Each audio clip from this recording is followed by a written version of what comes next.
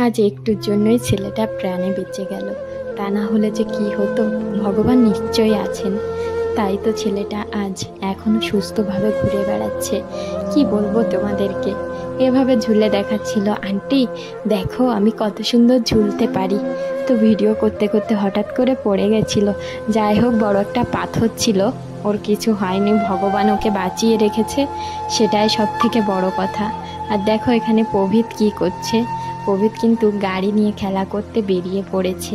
প্রভৃত কিন্তু নিচেই বেশি থাকে, আমরা থাকি ওপরে, আর নিচে থাকে আমাদের ঘর মালিকেরা। তো প্রভৃত নিচে থাকতে বেশি পছন্দ করে। সকালবেলা ঘুম থেকে উঠে নিচে চলে আসে, আর সেই কখন ওপরে যায় তার কোনো ঠিক নেই।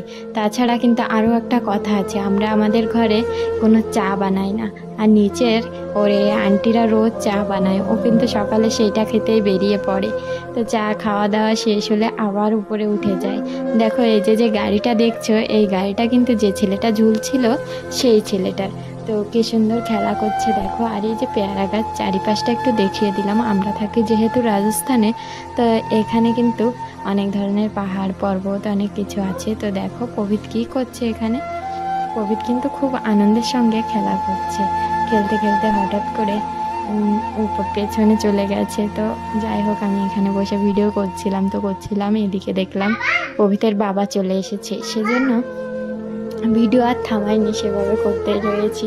তো যাই হোক, আমার না আজ একটা অনলাইন ডেলিভারি আসার কথা ছিল, কিন্তু অনলাইন ডেলিভারিটা কিছুতেই আসলো না। এদিকে দেখো ভয়েস রেকর্ড দিচ্ছি, আর প্রভৃত পেছন থেকে বাবা বাবা করছে। এই যে প্রভৃতের বাবা দেখো চলে এসেছে এখন। এই যে এখানে আমি এই যে বললাম না প্রভৃতের বাবা চলে এসেছে, প্রভৃত ভাবছে যে সত্য সত্য হয়তো ওপরে চলে এসেছে, কিন্তু ও তো ছোটো বাচ্চা, অতটা বোঝে না। হ্যাঁ, তো যাই হোক, এখন প্রভৃত বলছে একটা পেয়ারা পেড়ে দেওয়ার জন্য। প্রভৃতের বাবা ওকে পেয়ারা পেড়ে দেবে, সেজন্যই ওখানে গেছে। হ্যাঁ, তো ভয়েস রেকর্ডটা দিতে দিতে এমন সময় প্রভৃত কিন্তু নিচে নেমে যাচ্ছিল, আমি দৌড়ে গেলাম, সেজন্য একটু মিস্টেক হতে পারে। প্রভৃত কিন্তু এখনও খোতর খোতর করছে। তো যাই হোক, ও যেটাই করুক না কেন তা নিয়ে চিন্তা করো না। যাই হোক, তোমরা ভিডিওটা দেখো, আর ভিডিওটা কেমন লাগছে সেটাও বলো। আর সত্যি কথা বলতে, তোমরা আমাকে হেয়ার কাটিংয়ের ভিডিও দিতে বলেছিলে, তো তা আমি দেয়নি, তার জন্য তোমরা অনেকে আমার উপর রাগ করেছো বা রেগে আছো। কিন্তু কি করব বলো তো, হেয়ার কাটিংয়ের ভিডিও দেওয়ার আগে আমি একটা ভিডিও করেছিলাম যে আমি যতগুলো হেয়ার কাটিং আমি হেয়ার কাটিং ভিডিও দিতে পারি তোমরা ততগুলো শেয়ার করবে, তো যতগুলো লোক দেখবে। তো তোমরা কোনো উত্তর দাওনি আমাকে, তো আমি ভিডিওটা কিভাবে করব বলো তো।